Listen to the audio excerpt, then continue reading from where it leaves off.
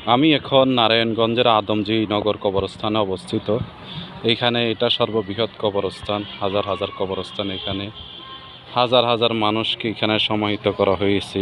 সবাই আমাদের মতো দুনিয়াতে ছিল, কিন্তু এখন দুনিয়া থেকে ওপারে সবাই, জানি না কে কী অবস্থায় আছে। প্রত্যেকটা মানুষ আমরা সবাই চলে যাব এইভাবে ক্রমান্বয়ে এক এক করে। কেউ এই দুনিয়ায় চিরস্থায়ীভাবে থাকতে আসি নাই, চলে যাব পরপারে।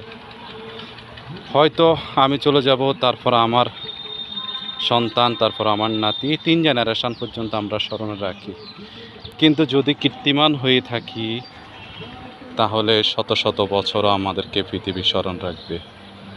আর যদি কীর্তিমান না হয়ে কুখ্যাত ব্যক্তি হয়ে যায়, তাহলে দুনিয়া এবং আখেরাত উভয়টা আমরা হারাবো। কাজে স্রষ্টার স্মরণে আমাদের মাঝে মাঝে কবরস্থানে আসা উচিত।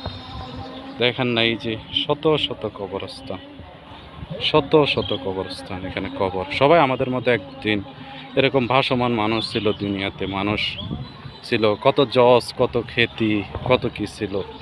আজ সবাই অসহায়,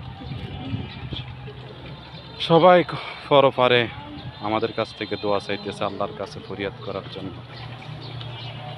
কাজেই মৃত্যুময় এই জীবনটাকে অহংকার পতিত না হয়ে নিজেকে মলিন করে, কোমল করে, মানুষকে ভালোবেসে, মানুষকে ক্ষমা করে সুন্দর সার্থক একটা দুনিয়া গঠন। এটা শুধু কবর না, এক একটা মানুষ ছিল দুনিয়াতে এরা সবাই। কিন্তু আজ ওপারে আমিও চলে যাব, আপনিও চলে যাবেন, ভেবে দেখেন। আল্লাহ পাক সবাইকে বোঝার তৌফিক দান করুক, আমিন।